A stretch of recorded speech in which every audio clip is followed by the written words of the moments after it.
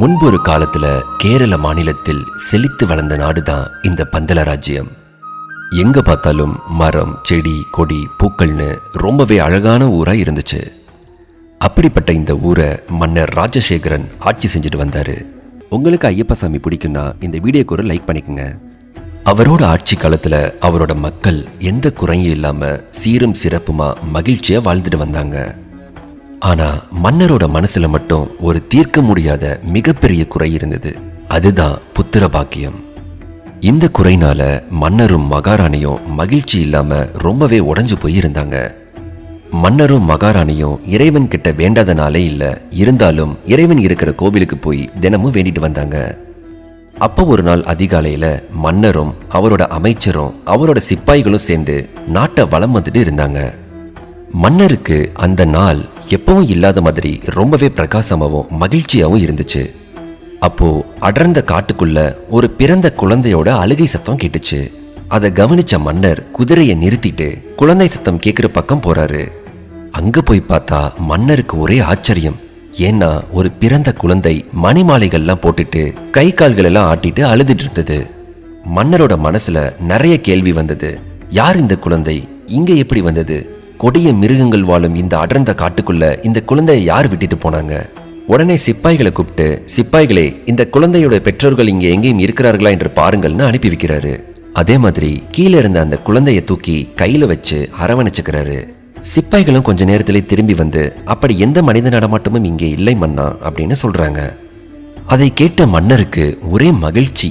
ஆஹா, நான் பிரார்த்தனை பண்ணியதால் ஈசன் கொடுத்த வரம் தான் இந்த குழந்தை அப்படின்னு பக்கத்துல இருக்க அமைச்சர்கிட்ட சொல்றாரு. அதை கேட்ட அமைச்சரும், ஆமாம் மன்னா, மிகவும் மகிழ்ச்சியாக இருக்கிறது அப்படின்னு சொல்லிட்டு மனசுக்குள்ளேயே வஞ்சம் தீட்டிட்டு இருந்தான். ஏன்னா மன்னருக்கு வாரிசு கிடையாது. வாரிசு இல்லாத ராஜ்யம்னால மன்னருக்கு அப்புறம் இந்த ராஜ்யம் முழுசுமே நம்மளுக்கு தான் சொந்தம் அப்படின்னு நினைச்சிட்டு இருந்தான் அந்த அமைச்சர். ஆனா இன்னைக்கு அரசருக்கு காட்டுக்குள்ள ஒரு குழந்தை கிடைக்கவும் அமைச்சருக்கு தூக்கி வாரி போட்டுச்சு. இருந்தாலும் மனசுக்குள்ளேயே சரி இருக்கட்டும், காலம் வரும்போது இந்த குழந்தைய தீர்த்து கட்டிடலான்னு யோசிச்சுட்டு இருந்தான். அடுத்து அரசர் அந்த குழந்தையை எடுத்துக்கிட்டு ஊர்வலத்தோட ஊருக்குள்ள வந்தாரு. இந்த விஷயத்தை கேட்ட அரசி ரொம்பவே மகிழ்ச்சி பொங்க அரசரோட வருகைக்காக காத்துக்கிட்டு இருந்தாங்க. அடுத்து அரசர் வந்து அரசி கிட்ட குழந்தைய கொடுத்து நடந்த எல்லாத்தையும் சொல்லவும் ரெண்டு பேருக்குமே மனசுல இருந்த பாரமே குறைஞ்சது. அடுத்து ஊரையே கூப்பிட்டு பெயர் சூட்டி பெயர் வைக்கும் விழாவும் வச்சாங்க. இந்த குழந்தை பம்பா நதிக்கரையில மணி மாலைகளோட இருந்தனால மணிகண்டன் அப்படின்னு பெயரும் வச்சாங்க. அது வரைக்கும் ஊர் மக்கள்ல சில பேர் நம்ம மன்னருக்கு குழந்தை இல்லையேன்னு பேசிட்டு இருந்தவங்க எல்லாருமே இனி இந்த பந்தல சாம்ராஜ்யத்தை ஆள்றதுக்கும் நமக்கும் ஒரு இளவரசர் கிடைச்சிட்டாருன்னு ரொம்பவே மகிழ்ச்சியா பேசிக்கிட்டு இருந்தாங்க. மணிகண்டன் வந்த கொஞ்ச வருஷங்கள்லயே மகாராணியும் கர்ப்பம் அடைஞ்சாங்க. அதே மாதிரி 9 மாதங்கள்ல ஒரு அழகான ஆண் குழந்தையையும் பெத்தெடுத்தாங்க. வளர்ப்பு மகன் மணிகண்டன் ஒரு பக்கம் இருக்க, சொந்த மகனும் பிறந்ததை எண்ணி அரசரும் அரசியும் எல்லை இல்லாத அளவுக்கு மகிழ்ச்சியா இருந்தாங்க. இத பார்த்த அமைச்சர் மனசு உடைஞ்சு போனான். ஏற்கனவே வளர்ப்பு மகன் மணிகண்டன் ஒரு பிரச்சனையா இருக்கும்போது இப்ப சொந்த மகனும் வந்துட்டானே, இப்ப என்ன பண்றதுன்னு புரியாம புலம்பிட்டு இருந்தான். அதே சமயம் மணிகண்டனுக்கு குருகுலம் போற காலம் வந்துச்சு. அரசர் மணிகண்டனை குருகுலத்துக்கு கூட்டிட்டு போய் எல்லா கலைகளையும் கற்று சிறந்த மாணவனா வரணும்னு அனுப்பி வச்சாரு. மணிகண்டனோ தந்தையின் ஆணைப்படி சில காலங்கள்லயே வில்வித்தை, சண்டை, கல்வி, ஞானம் இப்படி எல்லா கலைகள்லையுமே மிக சிறந்த மாணவனாக விளங்கினாரு. கடைசியா குருவையே மிஞ்சும் அளவுக்கு மிகச்சிறந்த மாணவனாக மாறினார். இதெல்லாம் பார்த்த குருவுக்கு ஒரே ஆச்சரியம். இவ்வளவு திறமை மிக்க மாணவரை என் வாழ்நாளில் நான் பார்த்ததே இல்லை. இந்த மணிகண்டன் ஒரு சாதாரண குழந்தையே அல்ல. இவர் கண்டிப்பாக ஒரு தெய்வத்தின் அம்சமாகத்தான் இருக்க வேண்டும் அப்படின்னு மனசுக்குள்ளேயே பேசிக்கிட்டாரு. மணிகண்டனோ குருகுலத்தை முடிச்ச உடனே குரு தட்சணையா அவர்கிட்ட இருக்க பொருட்களை தன்னோட குருட்ட கொடுக்கறாரு. ஆனாலுமே குருவுக்கு முகத்துல சந்தோஷமே இல்ல. அதை பார்த்த மணிகண்டன், குருவே, உங்களுக்கு கொடுக்கறதுக்கு என்கிட்ட இதை தவிர வேற எதுவுமே கிடையாது. உங்களுக்கு எதுவும் வேணும்னா கண்டிப்பா கேளுங்க, நான் செய்யறேன்னு சொல்றாரு. அதுக்கு குரு, மணிகண்டா, பொன்பொருள் மேலெல்லாம் எனக்கு எந்த நாட்டமும் கிடையாது. இது எல்லாம் நிலையில்லாதது. ஆனா என் மனதை வேறொரு கவலைதான் ஆட்கொள்கிறதுன்னு சொல்லியிருக்காரு. அதுக்கு மணிகண்டன் உடனே என்ன பிரச்சனைன்னு கூட கேட்காம, குருவே, உங்கள் மனதில் இருக்கும் அந்த பிரச்சனையை நான் அறிவேன். நீங்கள் எதற்கும் கவலைப்பட வேண்டாம். உங்கள் மகனை அழைத்து வாருங்கள். அவருக்கு இருக்கும் அந்த வாய் பேச முடியாத பிரச்சனையை நான் குணமாக்குகிறேன் அப்படின்னு மணிகண்டன் சொல்றாரு. அதை கேட்ட குருவுக்கு ஒரே ஆச்சரியம். என்னடா, நாம் என்ன பிரச்சனை என்றே சொல்லவில்லையே, ஆனால் இந்த மணிகண்டன் எப்படி சொல்கிறார்? நாம் நினைத்தது சரிதான், இவர் சாதாரண குழந்தையே கிடையாது, தெய்வத்தின் வடிவமான தெய்வ குழந்தைதான் அப்படின்னு மனசுக்குள்ளேயே பேசிக்கிறாரு. அதே மாதிரி குருவும் அவரோட பையனை கூட்டிட்டு வந்து மணிகண்டன் முன்னாடி நிப்பாட்டுறாரு. உடனே மணிகண்டனும் அந்த பரமசிவனையும் விஷ்ணு பகவானையும் வேண்டிக்கிட்டு குருவோட மகன்கிட்ட சொல்றாரு, எங்கே நான் சொல்வதை திருப்பி சொல். ஓம் நம சிவாய, ஓம் நமோ நாராயணாய. நான் சொன்ன இந்த மந்திரத்தை திருப்பி சொல் அப்படின்னு சொல்றாரு. குருவோட மகனும் அப்படியே திருப்பி சொல்றான். அவனோட வாய் பேச முடியாத பிரச்சனை தீர்ந்தது. இத பார்த்த குருவும் அங்க இருந்த மாணவர்களும் ஆச்சரியத்தில் ஆழ்ந்து மெய்மறந்து நிக்கிறாங்க. உடனே குரு மணிகண்டனை அழைத்து தனியாக சென்று, ஐயனே, நீங்கள் சாதாரண பிள்ளையே அல்ல, நீங்கள் யார்? எதற்காக இந்த விளையாட்டு? சகலமும் தெரிந்த நீங்கள் எதற்காக என்னிடம் பாடம் கற்க வர வேண்டும்? தயவு செய்து கூறுங்கள் அப்படின்னு கேட்கிறாரு. குருவே, நீங்கள் கணித்தது சரிதான். நான் இந்த கலியுகத்தை காப்பாற்றவும் ஒரு கொடிய அரக்கையை அழிக்கவும் தான் அவதரித்துள்ளேன் அப்படின்னு சொல்லியிருக்காரு. என்னுடைய அவதார நோக்கம் முடிந்ததும் சபரிமலையில் தரிசிக்க வரும் அனைவருக்கும் உத்திர நட்சத்திரமாக நான் காட்சியளிப்பேன். இதுவே நான் உங்களுக்கு தரும் குருதட்சணை அப்படின்னு சொல்லுறாரு. குருகுலம் முடிச்சிட்டு மணிகண்டன் அரண்மனைக்கு திருப்பி வராரு. அரண்மனையில அரசரும் அரசியும் ரொம்பவே மகிழ்ச்சியோட அவரை வரவேற்கிறாங்க. அதே மாதிரி அரசியோட சொந்த மகன் ரொம்ப நாள் கழித்து தன்னோட அண்ணனை பார்த்த உடனே ஓடி வந்து கட்டி அணைச்சுக்கிறான். அண்ணா, எப்படி இருக்கிறாய் அப்படின்னு நலமும் விசாரிச்சான். அதே மாதிரி அரசியும், ஆஹா, என்னுடைய மகன் எவ்வளவு அழகு, அழகு மட்டும் இல்ல, அறிவிலும் சிறந்து விளங்கும் என்னோட மகனை பாருங்கன்னு கட்டி அணைச்சுக்கிறாங்க. விதியோட கண்பட்டு எவ்வளவு பாசமாயிருந்த தாயின் மனசும் மாறுச்சு. இதுக்கு காரணம் என்னன்னா, அரசியோட சொந்த மகன். மணிகண்டன் வந்த பின்னாடியும் அரசி தன்னோட சொந்த மகனை மட்டுமே கவனிச்சிட்டு இருந்தாங்க. அதை பார்த்த அமைச்சருக்கு ஒரே மகிழ்ச்சி. மணிகண்டனை பார்க்கும் போதெல்லாம் தான் அரியணை ஏறாவிட்டாலும் மணிகண்டன் ஏறவே கூடாதுன்னு வஞ்சம் தீட்டிட்டு இருந்தான். அதுக்காக நிறைய சதி திட்டமும் போட்டான். மணிகண்டனுக்கு கொடுக்கும் பால்ல விஷத்தையும் கலந்தான். அந்த விஷம் கலந்த பாலை குடிச்சதும் மணிகண்டன் மயக்கமாகிட்டாரு. உடனே அரசர் பல வைத்தியர்களை அழைத்து மணிகண்டனை சரி செய்யும்படி ஆணையிட்டார். ஆனாலும் எதுவுமே கை கொடுக்கல, மணிகண்டனை காப்பாற்ற முடியல. இந்த நிலையில சிவபெருமான் வைத்தியரோட வேடத்துல வந்து மணிகண்டனை காப்பாத்தினாரு. மணிகண்டன் உயிர் பிழைச்சதை நினைச்சு அமைச்சருக்கு தூக்கி வாரி போட்டுச்சு. எப்படி காப்பாற்றினார்கள்? இது எப்படி சாத்தியம்? இந்த மருந்திலிருந்து தப்பிக்க வாய்ப்பே இல்லையே அப்படின்னு புலம்பிட்டு இருந்தான். சரி போகட்டும், அடுத்த முறை என்னிடமிருந்து தப்பிக்க முடியாதுன்னு வேற ஒரு திட்டத்தை போட்டுட்டு இருந்தான். இதுக்கிடையில மணிகண்டனோட திறமைகள் எல்லாம் பார்த்த மன்னர் அவரை இளவரசனாக்குறதுக்கு ஏற்பாடு செய்யறாரு. அதே மாதிரி அரசபையில எல்லாத்தையும் கூப்பிட்டு, மணிகண்டனுக்கு இப்பவே இளவரசராக பட்டம் சுட்டிட்டா சிறிது காலம் கழித்து என்னுடைய ஓய்வுக்கு பின்னாடி மணிகண்டன் அரசராகிறதுக்கு முழு தகுதியும் இருக்குன்னு சொல்றாரு.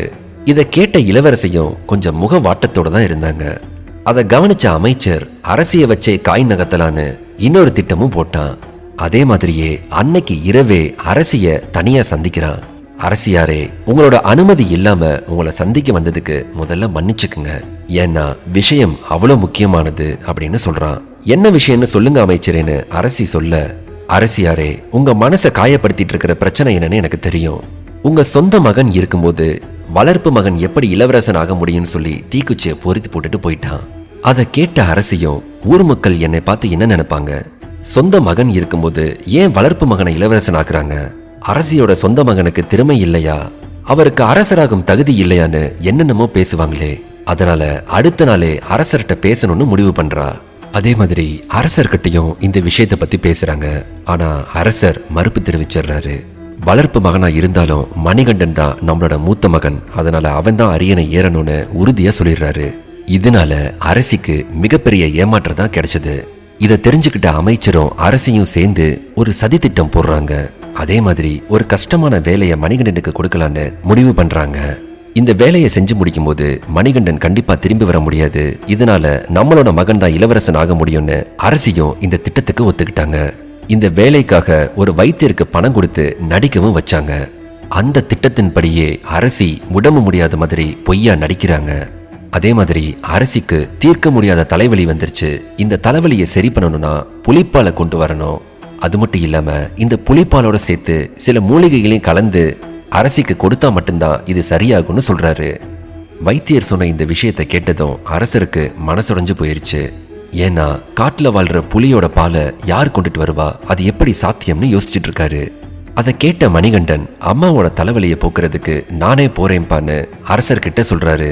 மணிகண்டனோட தெளிவான பேச்சையும் தீர்க்கமான பார்வையையும் பார்த்த அரசர், மணிகண்டா, உன்னோட திறமை மேல எனக்கு நம்பிக்கை இருக்கு, இருந்தாலும் நீ ரொம்ப கவனமா இருக்கணும், நீயும் ஜாக்கிரதையா திரும்பி வரணும்னு சொல்லி மன்னர் அவரை காட்டுக்கு அனுப்புறதுக்கு ஒத்துக்கிறாரு. இதை கேட்ட அமைச்சரும் அரசியும் ரொம்பவே மகிழ்ச்சியா இருந்தாங்க. மன்னர் ஒரு மிகப்பெரிய சிவபக்தர். அதனால காட்டுக்கு மணிகண்டன் அனுப்புறதுக்கு முன்னாடி ஈசனை வணங்கிட்டு ஒரு பையில முக்கன் தேங்காயையும் சில உணவுப் பொருட்களையும் வச்சு இருமுடியா கட்டி மணிகண்டன் கொடுத்து வழி அனுப்புறாரு. அதே சமயம் மணிகண்டன் அவதாரம் எடுத்ததற்கான நோக்கத்துக்கு நேரமும் வந்துச்சு. ஏன்னா மணிகண்டன் மகிஷாமுகி அப்படிங்கிற அரக்கியை அழிக்கிறதுக்காக தான் இந்த அவதாரமே எடுத்தாரு. இந்த மகிஷாமுகி ஒரு அசுர குலத்தோட தலைவி. அவ ரொம்பவே கொடூரமானவ, பார்க்கவே பயமுறுத்துற மாதிரி கோரமான முகத்தை கொண்டிருப்பா. ஆனா அப்படிப்பட்ட அவளுக்கே ஒரு பயம் வந்துச்சு. அதுக்கு காரணம் என்னன்னா, அரக்க பிரதிநிதிகள் ஒவ்வொருத்தரா இறந்தாங்க. அப்படி இறந்தவங்கல்ல முக்கியமான ஒருத்தவன் தான் மகிஷாமுகியோட அண்ணன் மகிஷாசுரன். இதுக்கு பழி தீக்கிறதுக்காகவே தன்னோட பலத்தை பெருக்கிறா. இதுக்காக பிரம்மதேவன் கிட்ட கடும் தவம் இருக்கிறா. அவ வரத்தோட நோக்கம் என்னன்னா, அழிவே இல்லாத தேவர்கள் மாதிரி அரக்கர்களும் நெடுங்காலம் வாழ வேணும், இந்த உலகம் முழுக்க தன்னோட ஆட்சி தான் இருக்கணும்னு நினைச்சா. அவளோட கடும் தவத்தால ஏற்பட்ட வெப்பம் பிரம்மலோகத்தையே தாக்குச்சு. இதுக்கு மேலையும் மகிஷமுகிக்கு காட்சி அளிக்கலைன்னா பிரம்மலோகத்துல வெப்பம் தாக்கு பிடிக்க முடியாதுன்னு சொல்லி பிரம்மதேவன் வரம் கொடுக்கறதுக்காக மகிஷமுகியோட முன்னாடி தோன்றினாரு. மகிஷமுகி, உன் கடும் தவத்தால மனம் மகிழ்ந்து உனக்கு வரம் கொடுக்க வந்திருக்கிறேன், கண் திறந்து பாருன்னு சொல்றாரு. பிரம்மதேவா, எனக்கு காட்சி கொடுத்ததற்கு நன்றி. எனக்கு சில கோரிக்கைகள் உள்ளன, அதை தாங்கள் தான் நிறைவேற்ற வேண்டும்னு சொல்றா. அது என்னவென்றால், தேவர்களைப் போலவே எங்களுக்கும் சாகா வரம் வேண்டும் அப்படின்னு கேக்குறா. அதுக்கு பிரம்மதேவனோ மறுப்பு தெரிவிச்சு, அப்படி ஒரு வரத்திற்கு சாத்தியமே கிடையாது, இந்த பூமியில் பிறந்த எந்த உயிர்களும் மரணத்தை சந்தித்தே தீர வேண்டும், அதனால் நீ வேறு வரம் கேள் அப்படின்னு சொல்றாரு. பிரம்மதேவா, தேவர்களைப் போலவே நாங்களும் சாகா வரம் பெற்று இவ்வுலகில் வாழ விரும்புகிறோம்னு மறுபடியும் அவ கேட்கும்போது, சரி உனக்கு வேறு ஒரு வரம் தரேன், அது என்னன்னா, நீ எப்போ யாரால இறக்கணும்னு நினைக்கிறாயோ அவர்களால் மட்டுமே நீ இறப்பதற்கு உனக்கு வரம் தரேன் அப்படின்னு சொல்றாரு. அதுக்கு மகிஷாமுகி ஒத்துக்கிட்டு, நீர், நிலம், காற்று, ஆகாயம், நெருப்பு, அதுபோல் எந்தவித நோயாலையும் எந்தவித ஆயுதங்கள்னாலையும் எனக்கு மரணம் ஏற்படக்கூடாது, சிவபெருமானின் அம்சமும் விஷ்ணுவின் அம்சமும் சேர்ந்த ஒரு பிறவியால தான் எனக்கு மரணம் ஏற்படணும்னு சொல்றா. அந்த பிறவியும் ஒரு பாலகனாக தான் இருக்க வேண்டும்னு வரம் கேட்கிறா. அவள் கேட்ட வரத்தை எந்த மறுப்புமின்றி பிரம்மதேவன் கொடுத்தாரு. வரம் கொடுத்ததுமே அவளோட ஆட்டம் ஆரம்பமாச்சு. தேவர்கள், ரிஷிகள், முனிவர்கள் இப்படி ஒவ்வொருத்தவங்களையுமே சித்திரவதை செய்யறா. இது ஒரு பக்கம் இருக்க, ஒரு சம்பவம் நடக்குது. ஒரு தடவை இந்திரன் ஐராவதத்துல வலம் வந்துட்டு இருக்கான்.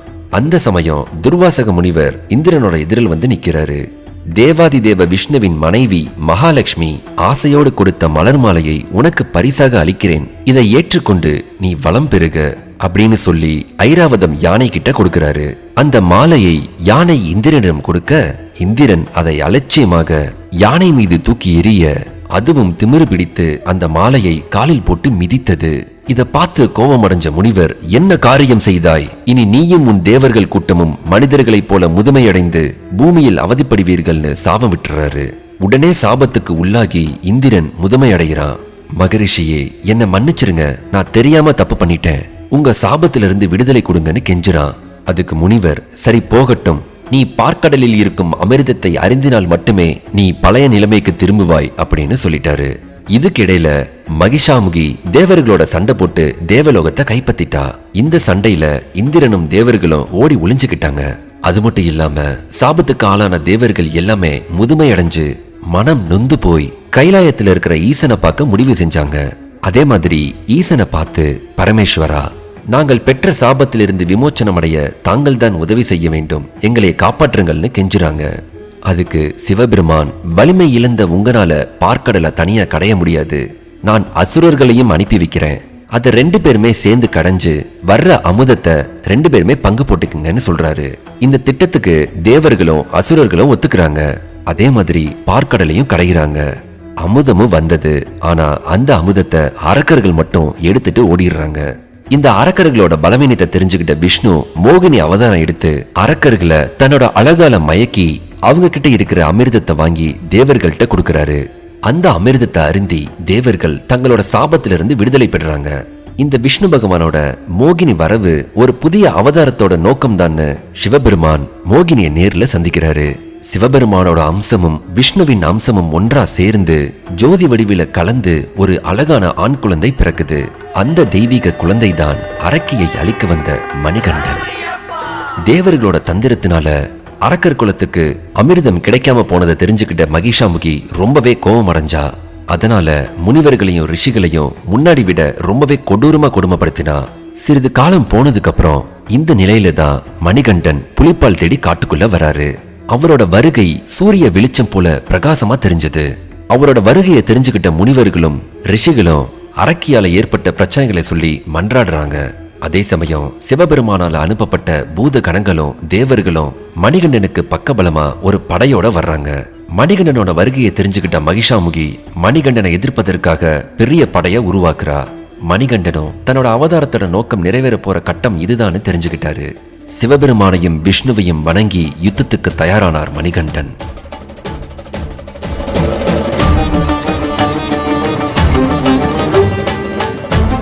கடும் யுத்தம் நடக்குது. யுத்தத்தோட முடிவுல மகிஷாமுகியோட உடல் கீழே விழுகுது. அவள் எழுவதற்கு முன் மணிகண்டன் அவள் மீது ஏறி கோர தாண்டவம் ஆடி அவளை அழித்தார். மகிஷாமுகி அரக்கியின் உடல் மிகவும் பெரியது. இப்படியே விட்டால் இவள் உடல் இன்னும் பெரிதாகி சூரிய சந்திரனின் ஒளி இந்த பூமியை மறைத்துவிடும் என்று எண்ணி மணிகண்டன் மகிஷாமுகியின் உடலை பாதாளத்தில் தள்ளி கற்களை போட்டு மூடினார். அப்படி கற்களால மூடி மகிஷமுகியை புதைத்த இடம்தான் இன்றைக்கு கல்லிடம் குன்றுன்னு அழைக்கப்படுது. மணிகண்டனின் யுத்தத்தை காண காளையோடு வந்தார் ஈசன். அந்த காளையை பக்கத்தில் ஒரு மரத்தில் கட்டி வைத்தார். அதனாலதான் இன்னைக்கும் அந்த இடம் காளை கட்டின்னு அழைக்கப்படுது. மகிஷாமுகி மேல மணிகண்டனோட பாதம் பட்டனால சாபத்திலிருந்து விடுபட்டால் லீலாவதி. சாப விமோச்சனம் பெற்ற லீலாவதி மணிகண்டனை வணங்கி, இனி நான் உங்களுக்கே அடிமை, நீங்கள் என்னை திருமணம் செய்து கொள்ளுங்கள்னு கேட்கிறா. அதற்கு மணிகண்டன், மன்னிக்கவும், உங்களின் எண்ணம் நிறைவேறாது. இந்த அவதாரத்துல நான் பிரம்மச்சாரியாக தான் இருக்க போகிறேன். ஆனாலும் உனக்கு ஒரு வாய்ப்பு இருக்கு. எனக்குன்னு ஒரு கோவில் கட்டப்படும். அங்கு என்னை தரிசிக்க லட்சக்கணக்கான பக்தர்கள் வருவாங்க. ஒவ்வொரு ஆண்டும் என்னை தரிசிக்க முதல் முறையாக மாலை போடும் கன்னிசாமிகள் வருவாங்க. அப்படி எந்த வருஷத்துல புது கன்னிசாமிகள் வரலையோ அப்ப நான் உன்னை திருமணம் செஞ்சுக்கிறேன்னு சொல்லிடுறாரு. அதே சமயம் என்னோட கோவிலுக்கு பக்கத்திலேயே உனக்கும் ஒரு கோவில் கட்டுவாங்க. உன்னையும் மாளிகைபுரத்து அம்மன் மஞ்சள் மாதா கன்னிசாமின்னு அழைப்பாங்க. என்னை வழிபட வரும் பக்தர்கள் உன்னையும் தரிசிப்பாங்க. அப்போ எந்த வருடத்தில் புது கன்னிசாமிகள் வரவில்லை என்று நீ கண்டு கொள்ளலாம் அப்படின்னு சொல்றாரு. அதுக்கு லீலாவதி, எனக்கும் ஒரு கோவில் அமைத்து என்னையும் வழிபட செய்த உங்களை வணங்குகிறேன்னு சொல்றா. யுத்தம் முடிஞ்ச பின்னாடி சிவபெருமான் மணிகண்டனை கூப்பிட்டு, மன்னர் ராஜசேகரன் உனக்காக காத்துட்டு இருக்கான், நீ போய் அவனுக்கு முத்திய கொடு. அதே மாதிரி சபரி என்ற பக்தை உன்னோட தரிசனத்துக்காக மலையில காத்துக்கிட்டு இருக்கா, அவளுக்கும் முக்தியை கொடு அப்படின்னு அனுப்பி வைக்கிறாரு. அந்த பக்தையோட நினைவா அந்த மலை சபரிமலைன்னு அழைக்கப்படும். அதே சபரிமலையிலேயே உனக்கு ஒரு கோவிலும் கட்டப்படும் அப்படின்னு சொல்றாரு ஈசன். அடுத்து மணிகண்டன் இந்திரனை சந்தித்து, இந்த சம்ஹாரம் மட்டும் இல்லாம இன்னொரு கடமையும் எனக்கு இருக்கு. என்னோட தாய் அங்க தீராத தலைவலியால துடிச்சுக்கிட்டு இருக்காங்க. அதை சரி செய்யறதுக்காகத்தான் புலிப்பாலை தேடி இந்த காட்டுக்குள்ள நான் வந்தேன். அதனால புலிப்பால் கிடைக்க நீங்கள் தான் உதவி செய்ய வேண்டும்னு சொல்றாரு. இந்திரனோ, நான் பெண் புலியாக மாறி பாலை கொடுக்கிறேன், நீங்கள் உங்கள் தாய்க்கு கொடுங்கள்னு சொல்றாரு. அதே மாதிரி இது புலிப்பால் தானா அப்படிங்கிற சந்தேகம் இல்லாமல் இருக்க நான் புலியாக மாறி உங்களுடன் வருகிறேன்னு சொல்றாரு. இந்திரன் புலியாக மாறினதுக்கு அப்புறம் இந்திரன் மேல ஏறி ஐயப்பன் அரண்மனைக்கு வராரு. அதோட தேவர்களும் புலியா மாறி மணிகண்டன் பின்னாடியே வர்றாங்க. இந்த காட்சியை பார்க்கிற எல்லாருக்குமே பயங்கர ஆச்சரியம். மன்னர் ராஜசேகரன் மணிகண்டன் திரும்ப வந்ததை பார்த்து பெருமகிழ்ச்சி அடைகிறாரு. இந்த காட்சியை பார்த்த அமைச்சரும் பேச்சு மூச்சு இல்லாம பிரமிச்சு பார்க்கறான். மணிகண்டன் வரவே மாட்டான்னு நினைச்சோம், ஆனா எப்படி இது சாத்தியம்? இது எப்படி நடந்தது? புலி ஏன் ஒன்றும் செய்யவில்லை? எப்படி இவன் கூடவே வருகின்றதுன்னு இந்த காட்சியை பார்த்து திகைச்சு போய் நிக்கிறான். அதுக்கப்புறம் மணிகண்டன் மன்னனை பார்த்து, தாயின் தலைவலியை போக்க நான் புலிப்பாலை கொண்டு வந்திருக்கிறேன் தந்தையேன்னு சொல்றாரு. அதே மாதிரி இந்த பால் பத்தவில்லை என்றால் நான் கூடவே புலிகளையும் கூட்டி வந்திருக்கிறேன், நீங்கள் எவ்வளவு வேண்டுமானாலும் கறந்து கொள்ளலாம்னு சொல்றாரு. அதுக்கு மன்னர் மணிகண்டனை பார்த்து, நீங்கள் கடவுளின் அவதாரம் என்று உணர்கிறேன், நாங்கள் ஏதும் தவறு செய்திருந்தால் எங்களை மன்னியுங்கள் அப்படின்னு கேட்கிறாரு. அதுக்கப்புறம் அரசிக்கிட்ட போய், உன் தலைவலியை குணம் செய்ய புலிப்பாலை கொண்டு வந்திருக்கும் நம் குழந்தையை பார் அப்படின்னு சொல்றாரு. இதை கேட்ட அரசி வியந்து போய் பாக்குறாங்க. உடனே தன்னோட தவறுகளை உணர்ந்து மணிகண்டனோட காலில் விழுந்து வணங்குறாங்க. அதே சமயம் தன்னை மன்னிக்கும்படி வேண்டி கேட்டுக்கிறாங்க. அதற்கு மணிகண்டன், தாயே, நீங்கள் போய் என் காலில் விழலாமா? என்னை 12 வருடங்கள் வளர்த்து என் அவதார நோக்கம் நிறைவேற உதவியாய் இருந்ததே நீங்கள் தானே. இதற்கு நான் உங்களுக்கு என்ன கைமாறு செய்ய போகிறேன் என்றே தெரியவில்லை தாயே அப்படின்னு சொல்றாரு. அதுக்கு அரசி, சரி மணிகண்டா, உன் அவதார நோக்கம்தான் முடிந்து விட்டதே, நீ என் கூடவே இருந்து விடு அப்படின்னு கேக்குறாங்க. அதற்கு மணிகண்டனோ, இல்லை அம்மா, எனக்கு இன்னும் சில கடமைகள் இருக்கு, எனக்குன்னு பக்தர்கள் வந்து வணங்குவாங்க, அவங்களுக்கு நான் ஒரு இடத்துல இருந்து அருள் செய்யணும், என்னையை தேடி வரும் அவர்களுக்கு நான் வேண்டிய வரங்களை கொடுப்பதே என் கடமை என்றார். அதுக்கப்புறம், தந்தையே, உங்கள் ராஜ்யத்தில் எனக்கு ஒரு இடம் வேண்டும், அங்கிருந்து நான் மக்களுக்கு அருள் செய்ய போகிறேன் அப்படின்னு சொல்றாரு. அதுக்கு மன்னர் ராஜசேகரன், ஐயனே, உங்களுக்கு எவ்வளவு இடம் வேண்டுமானாலும் எடுத்துக்கொள்ளுங்கள், இது என்ன கேள்வி அப்படின்னு சொல்றாரு. அதுக்கப்புறம் மணிகண்டன் தன்னோட அம்பை எடுத்து மலைகள் இருக்கும் பக்கத்துல விடுறாரு.